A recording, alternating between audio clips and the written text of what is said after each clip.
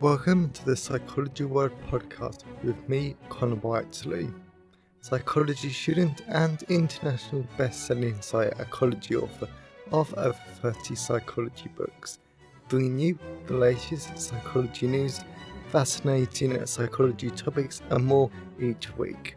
If you want to learn more, then please check out connorwhiteley.net/books.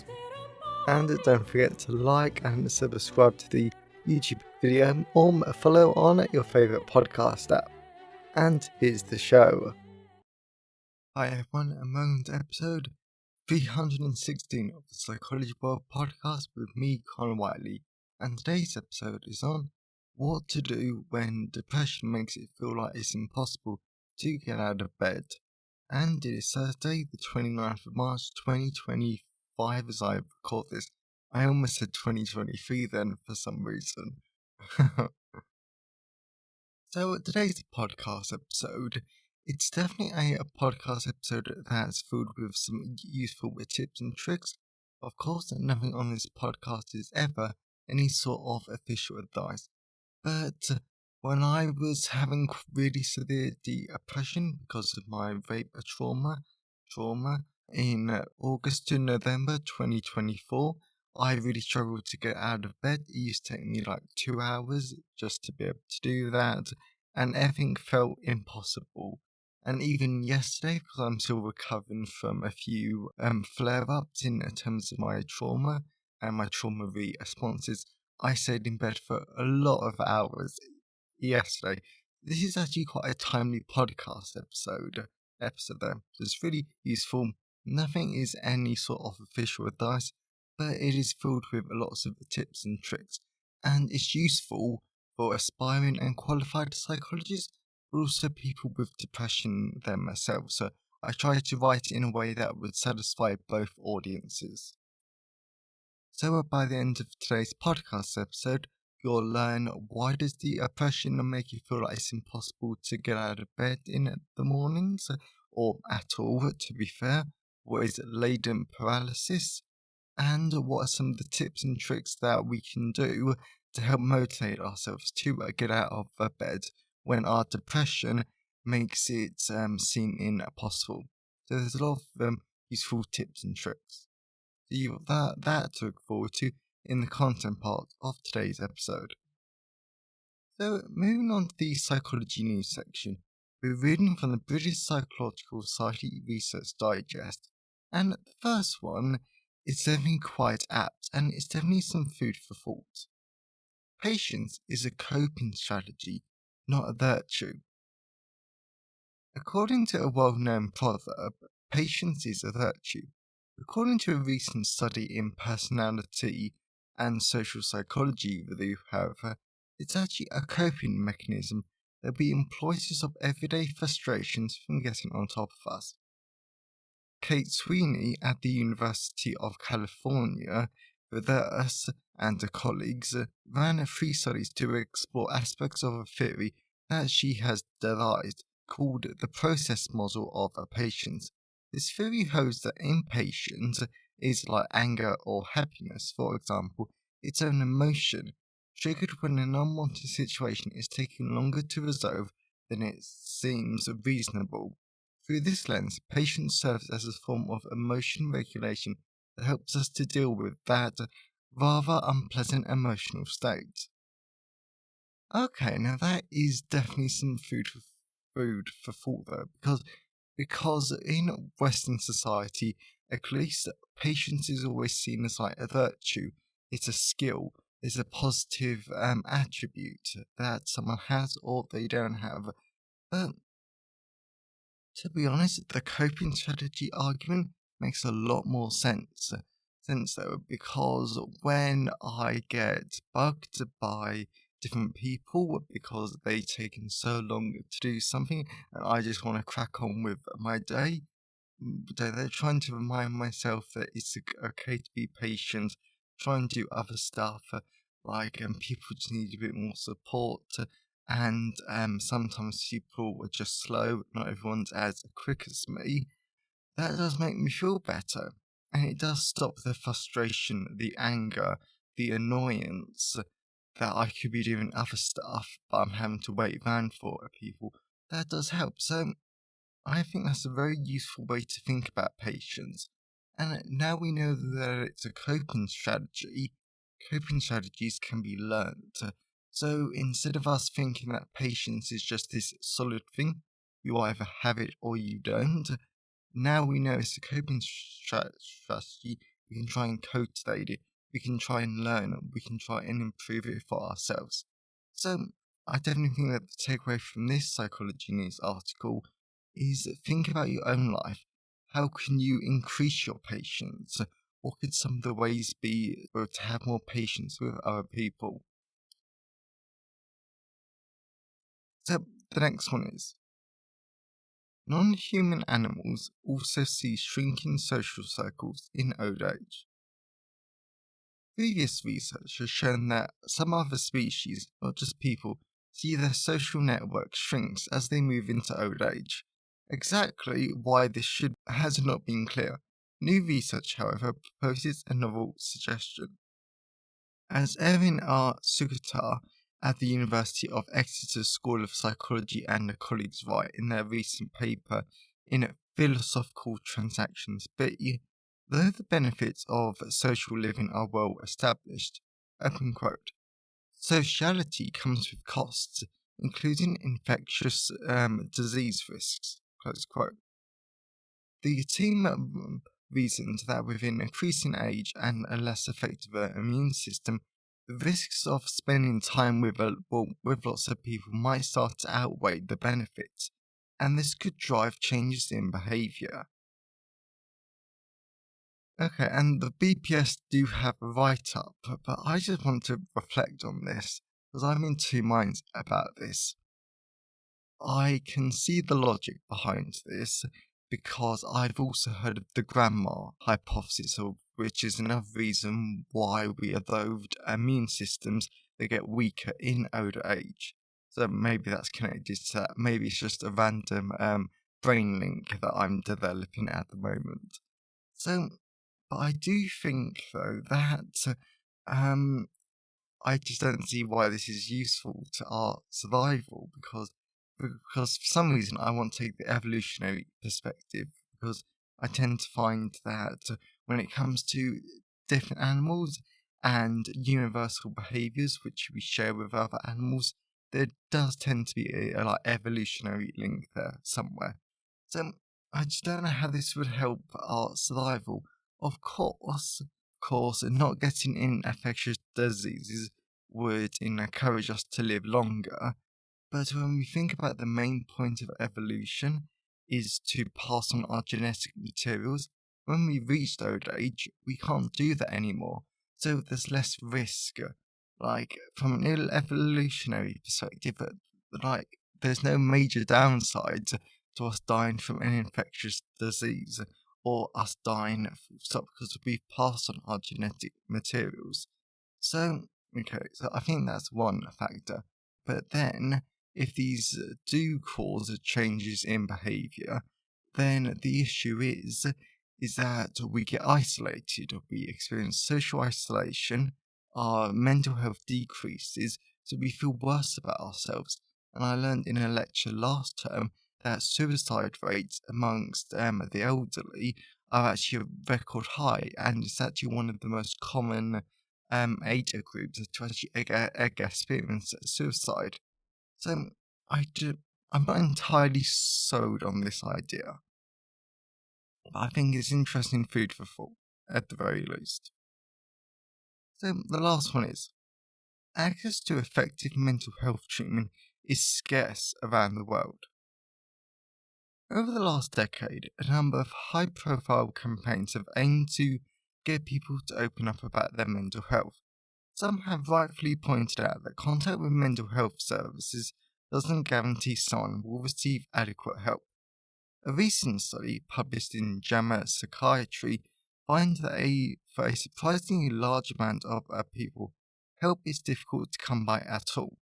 According to this research, which drew from health data, over 55,000 people in 21 countries, less than 7% of people receive effective treatment for mental health, and substance abuse disorders. These findings, the team argues, highlight the need for high-quality treatment and for recognition from clinicians that help is needed for poor mental health. Okay, so this is definitely quite striking. It's definitely shocking. Well, no. In all fairness, am I that surprised? No, because even in a well-developed country like the United Kingdom, we do not have the best mental health at all. I can, everyone I know who needs mental health support cannot get mental health support because they're not severe enough, which is quite shocking because I've seen those stuff. Even I cannot get mental health support like last year when I was definitely severe enough to be able to get it. But it's just, yeah, it's mental health care is a mess, and plus higher quality treatment we definitely need because there are some treatments that still have very high relapse rate, and we don't know the long term effects of different psychological interventions. And the whole thing about the biomedical model and just giving people antidepressants when they need actual psychological support is beyond stupid. Um, yeah, so I'm not actually surprised at this whatsoever. I would, I would have to look into the paper to see this more, but I would like to know, and I would like to be cautiously optimistic that when people say good mental health standards, I would want there to be a culturally adapted definition per culture, because what we see as good mental health treatment might not be what people in Africa, people in Asia, people in Australia, and people in Eastern Europe see as effective mental health treatment. Of course, just because they don't see it as effective mental health treatment does not mean their alternative is any better. I think as long as it helps people for the long term and as long as it helps to decrease psychological distress, improve lives, and gives people more adaptive coping mechanisms, then that is my personal definition of effective treatment. So I think there should be some cultural adaptability there. But I think it's just going to show that we need more, to be honest, not even funding, because I hate the idea that mental health services just need more funding. Yes, that is true. But there also needs to be systemic changes within how mental health services are run, how mental health care is prioritised in the public sector, because it should be, because legally, yes, mental health is just as important as physical health, but in the real world, it seriously isn't.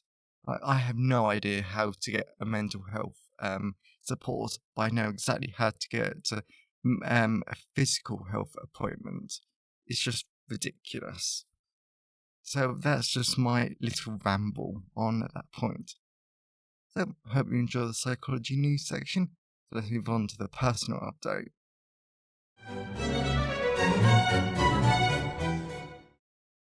So we're moving on to the personal update. This week has been so much better than last week, thankfully, but there have been some really funny moments. So thankfully I've not had to deal with many trauma responses because of my new relationship. I say new, it's been like 5 weeks. I don't know how much longer I can start saying that. Saying that though, but this week I finally launched my last ever study on mental health. So, and it was definitely quite an interesting one because there were so many bloopers in this study because to be honest, I'm not scared to make myself seem like a slight silly person. Because so for starters, I uploaded the wrong paperwork for my ethics forms, so it got rejected flat out because I just uploaded the wrong paperwork. Not good whatsoever, and that was quite embarrassing. But then what happened was, so I launched the study Friday afternoon, and then I was laying in bed. Oh, no, actually, a Thursday. And I was laying in bed on my phone, and then I was thinking, whoa, did I actually include an email box? So participants can actually give me their email addresses. As part of this study is I need to contact them and share some resources they can do the study. And I was like, okay, I don't think I've actually done that. Let me check. I didn't include it.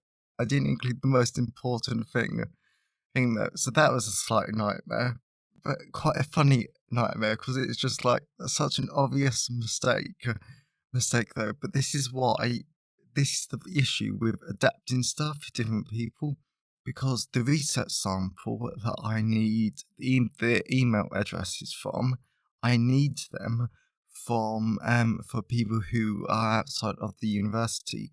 But because I adapted that survey for the non-university people from the School of Psychology one, so from that survey, um, I don't need their email addresses if they're from the School of Psychology, because I can just look it up on the uni system, and that's perfectly okay. Okay, because it's just part of like what happens. So that was quite interesting. And then I've also been up to tons of different other bits of like university. I'm really glad that this coursework is like going well. And Monday will be my last ever lecture in a lecture theatre, unless I get onto the clinical psychology doctorate. But even then, that's going to be quite different. So I'm a little sad, I'm a little excited, but mainly just because this is the end of an era.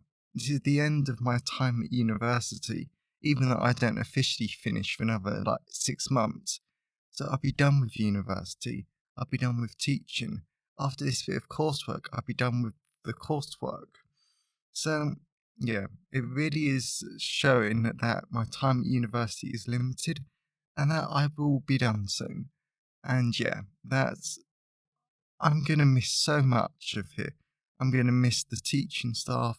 I'm going to miss my friends, my classmates, just going into a lecture theatre, listening for 2 hours whilst doing stuff on my laptop, because that's how my neurodivergence manifests. So, yeah, so it's interesting. I'm really going to miss quite a lot, but it does just show that this is just another bit of my clinical psychology journey that's over, and another bit is going to begin soon, hopefully when I get a job. So, as always, I always love to hear your thoughts and feelings on today's episode. So, you can always email me, connorwhiteley@connorwhiteley.net. You can always leave a comment at the show notes at connorwhiteley.net/podcast. And you can always tweet me on Twitter at sci-fi whiteley. I always love to hear from all of you because it really helps make the podcast feel more like a conversation. And always feel free to leave a comment on the Facebook post or LinkedIn post and some pictures of where you're listening in from. I always love to see where you're listening from all over the world. And today's episode has been sponsored by CBT for Depression, a clinical psychology introduction to the cognitive behavioral therapy for depression.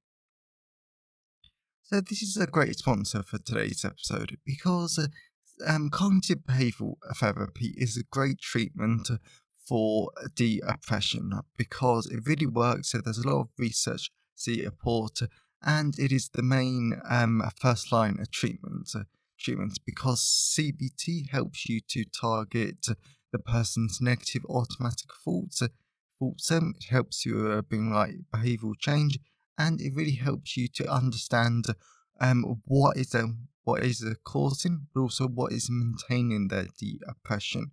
And something about CBT is that everyone always says, "Oh, it's only on the here and now." It doesn't take into account the childhood experiences and the early life experiences. But actually, it really does, because in Beck's 1979 model for depression, which has now been turned into a formulation, one that I'm actually using for my coursework, actually a good half of it is based on early egg experiences and the impact those early egg experiences had on the individual, and how was it caused their negative automatic thoughts, their core beliefs, and their rules to live by, which then leads on to their emotions, thoughts, feelings, and behaviours. So it's definitely important. Like CBT is still a model that I flat out love. I find it really useful, and there are lots of really useful cognitive behavioral therapy techniques. So by the end of this book, you'll understand what is a CBT, what is the cognitive and what is the behavioural approach to mental health, and why they work so well together. How does CBT for depression work? How does it end? And so many more great topics. So I would say that CBT for depression really does help you to understand and get a deeper understanding of what CBT actually in and of those from a practical level, because it also talks about behavioural egg experiments, which I flat out love. So it's a brilliant book. I really enjoyed, and thankfully so do lots of other people. So that's CBT for Depression, a clinical psychology introduction to cognitive behavioural therapy for depression, available from all major ebook retailers, and you can order the paperback and the hardback version from Amazon, your local bookstore or local library if you request it. And if you want the audiobook narrated by artificial intelligence, now you can at selected audiobook retailers like Spotify, Kobo, Google Play, and Barnes & Noble, and selected library systems like Biblioteca, Overdrive, and Bacon Taylor. So whilst buying books helps to support the creation and the editing of the podcast, my time is sponsored by my wonderful patrons. And as always, a massive thank you to my patrons.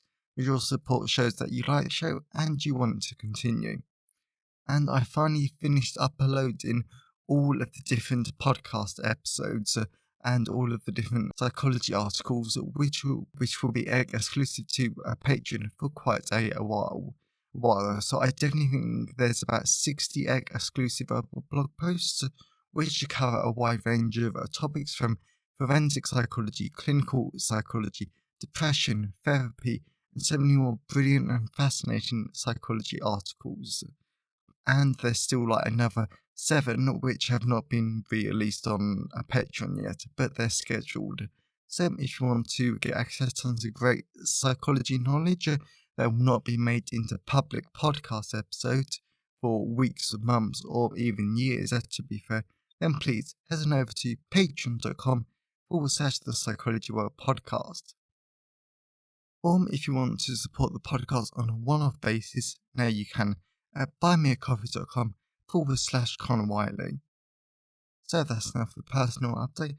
Let's move on to the content part of today's episode.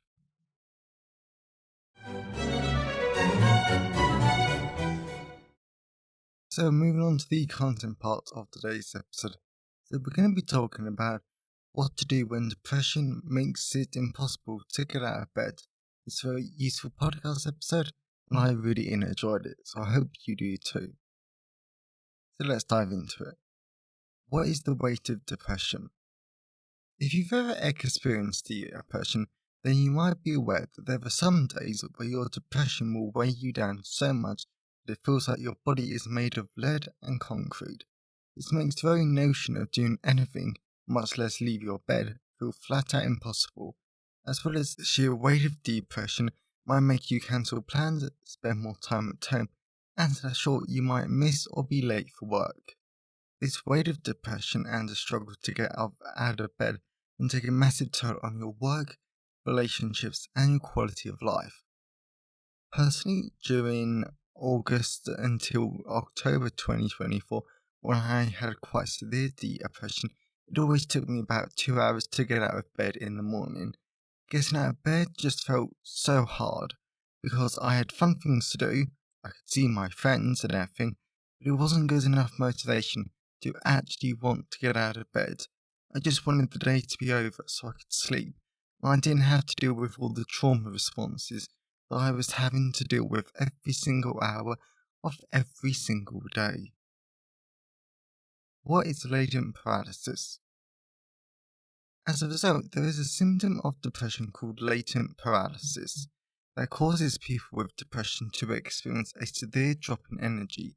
And as Quote and All 2020 highlights, this makes everyday tasks take 1,000,000 times more energy for the individual.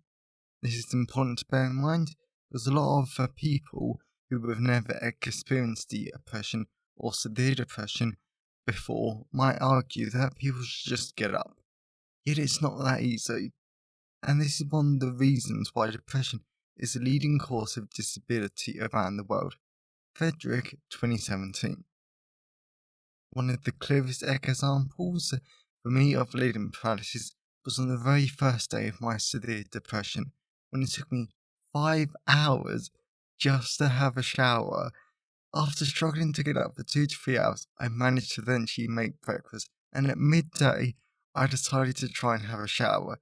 Yet everything felt so heavy, I was so drained, I had no energy, and my body might as well have had 20-kilogram kettlebells tied to it. It took so long to go through the living room, upstairs, grab my towel and clothes, go across the landing, go into the bathroom, undress, etc., etc. Every one of those steps felt so impossible, and each one took so long. That is what Leaden Paralysis is like, and that's why supporting people with depression is so important. You can probably imagine, but having Leaden Paralysis doesn't make you feel great, and it can make you feel even worse about yourself as your quality of life starts to crumble. So that's why mental health support is so important.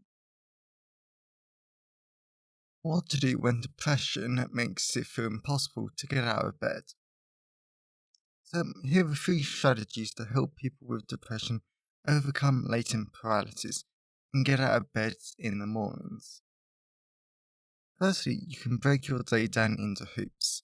This strategy involves breaking down your day into sections, then you can visualize these tasks as hoops. For example, getting up or brushing your teeth can be seen as 2 hoops that need to be conquered. After completing each task, you could imagine yourself jumping through each hoop, and this can be an encouraging visual so you get a sense of achievement, and it helps to make the day less overwhelming. As well as on the really difficult days, seeing tasks as hoops can help you determine what tasks or hoops can be done on other days.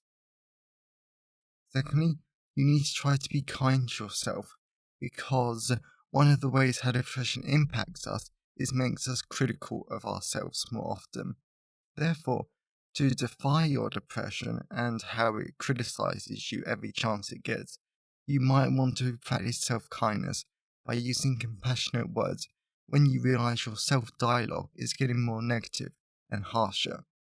For example, today is actually a good example for me, because my mental health definitely dipped today. I was tired, overwhelmed, and I was anxious about seeing my partner tomorrow because of trauma responses. And the partner's done nothing wrong, by the way. This meant I didn't get up for over an hour this morning, and when I had a nap in the late afternoon, in an effort to make myself feel better, I napped for 40 minutes, but I didn't get out of bed for another 2 hours. At first, I was judging myself harshly because that was such a waste of time. I had so much to do, and on and on and on. But I realised that it's okay that I couldn't get out of the bed earlier. This is what happens when my mental health dips. I need to listen to myself, figure out what's causing my mental health to dip, and just keep going. Things will get better later on or tomorrow, and as long as I focus on that and just keep moving forward, then that's okay.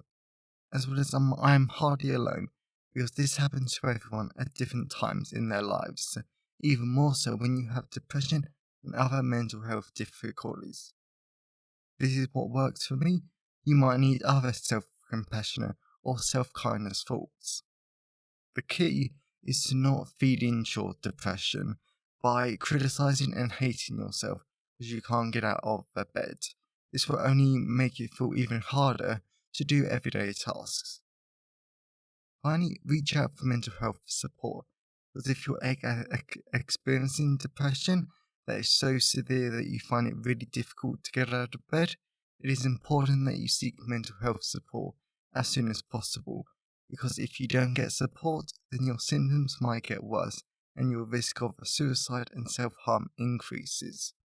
I really don't want that for you, as well as your depression might make you feel alone and isolated, But when you're struggling, it is a really good idea to be surrounded by other people.